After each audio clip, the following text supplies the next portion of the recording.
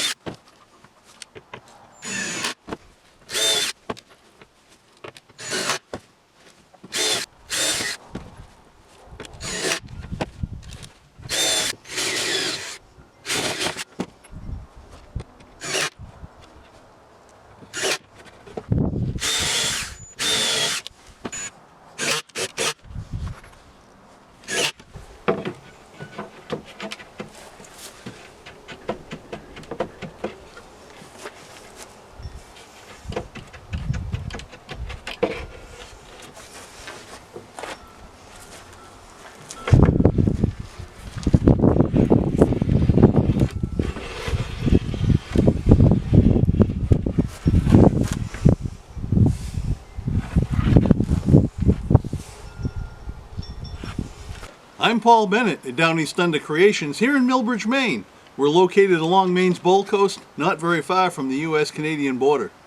And I'm still working on my anchor, and the only thing left to do for this to be completed, because the welding on the anchor itself is done, is take this 5/8 inch round bar, and I have to bend it into a half moon shaped circle.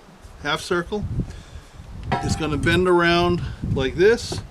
That's going to give me my rollover bar, so if the anchor lands somehow upside down, it'll roll over when you're setting the anchor and then get a bite, dig in. That's what these are intended for. So I'm going to use my homemade forge, which I'll show you in a moment. The problem is with this coronavirus lockdown thing, the place that supplies my coal that I use in my forge is shut down, and I need some more coal. I thought I had some somewhere, and apparently I must have used it. And so this job I'm going to set aside. I'm going to finish it up with the exception of this. I'm going to go ahead and prime it and paint it, because the only place it's going to get welded is on each ear, on each side here, and I've already ground it flat, so I have a place to weld to, and so when the time comes I can just grind off the affected area that's going to be welded and go ahead and touch it up with the paint and everything. So right now I'm starting out with, I'm applying this primer. And I did want to use the zinc chromate primer, but it's just it's expensive, and because it's considered, you know, hazmat, they charge you quite a bit extra for shipping if you do buy it, and I have to buy it in a quantity way above and beyond what I really need just for this anchor. So, you know, I'm just going to go with this. I'm using this Rust-Oleum metal primer, and I'm going to put 2 or 3 coats on it, and that'll do the job.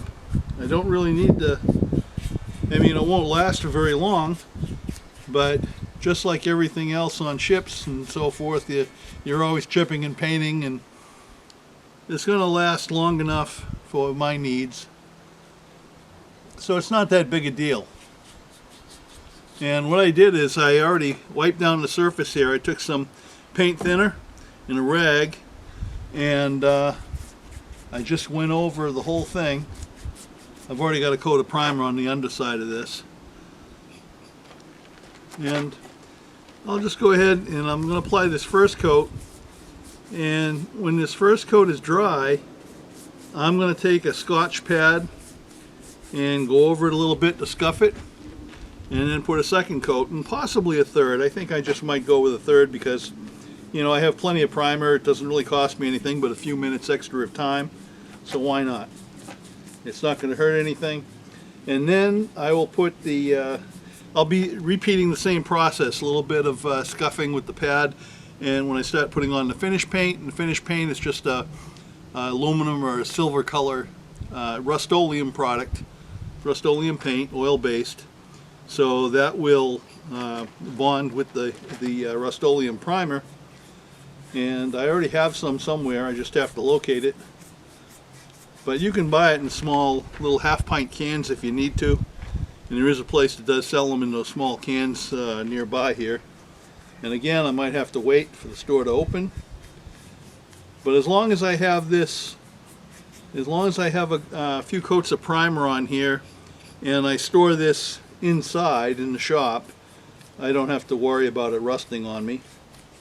And that'll keep it okay. And then I'll just start moving on to another job. I have to take inventory, see what I have for materials. The weather right now in Maine, it's still fairly cold. Too cold for epoxy resin for me to get back to finishing the hull. But very soon I'll be able to start doing some work on it. We're supposed to have a snowstorm in about 2 days. It won't amount to anything, but it's kind of a nuisance because it just creates a lot of slush and then everything gets wet and the ground's still saturated. So that's why we call it mud season here in Maine instead of spring. So I'm just going to go ahead and finish this. I'm going to break from here now and I'll show you what my forge looks like. This is my homemade forge, and I've had it for quite a few years, and I made this long before I started making YouTube videos, so I don't have a build video on it. But basically I used the brake drum from a big truck, a front brake drum, that was given to me by a local garage. And what I did is I lined the inside of the drum with a lot of fire brick, and then I mixed some fire clay with a little bit of Portland cement and some sand, all equal parts. And this here isn't the original liner. I had to reline it because it only lasts for a little while. It's had a lot of heavy use. And then this is just a little bit of a tray.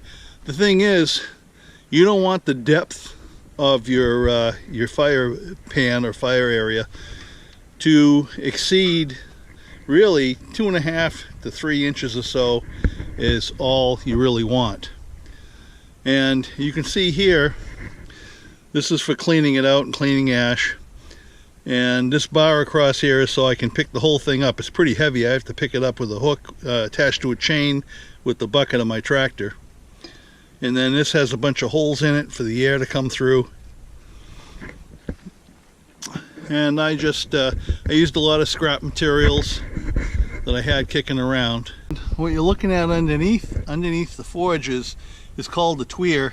And what I do is I hook up a blower to this inlet pipe here, and that provides the forced air up into the fire.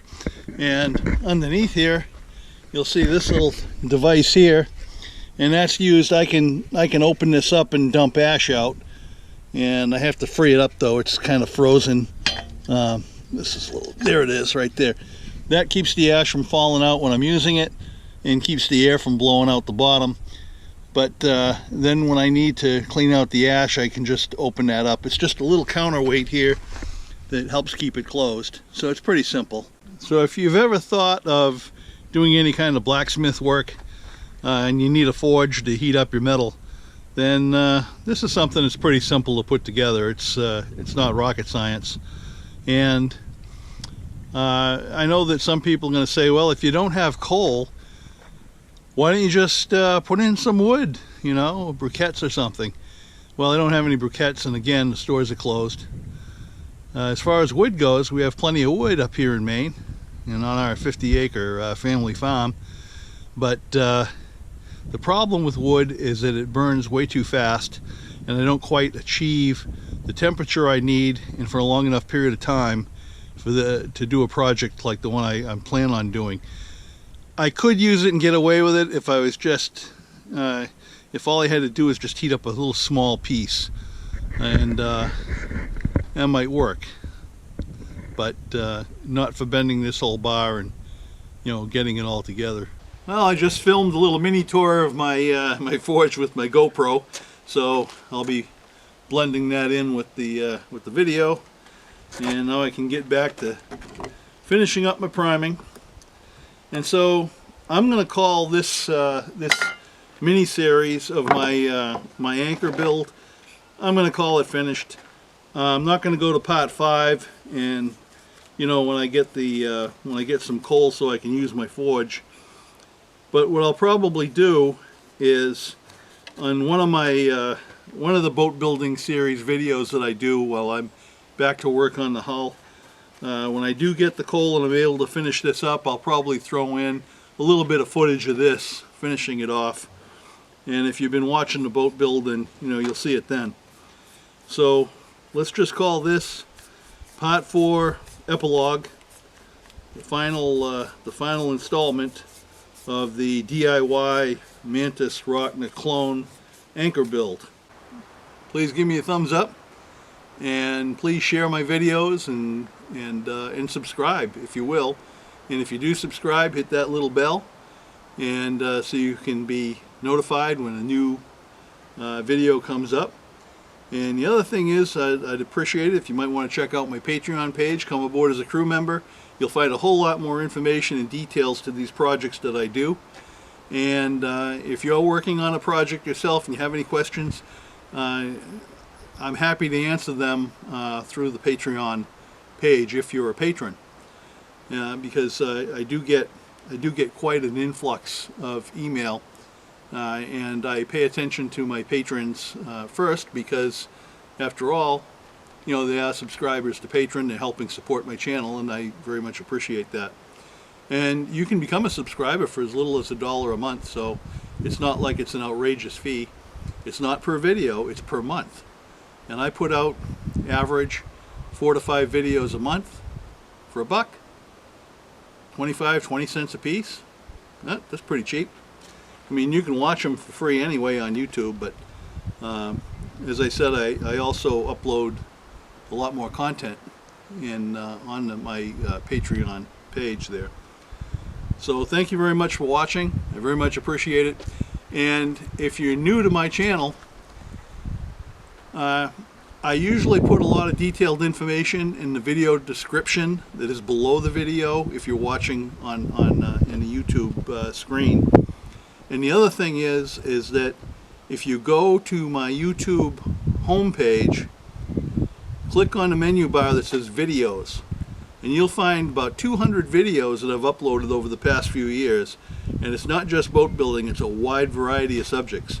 So you'll find quite a bit there, and it's everything from, well, free plans for a lot of different vendor displays if you make crafts and things and you want to make a display when you go to a craft show or something, an attachment for a tractor, the free greenhouse plans for high load, high snow load greenhouse that I designed, chicken coop, duck coop stuff, homestead and farm kind of stuff.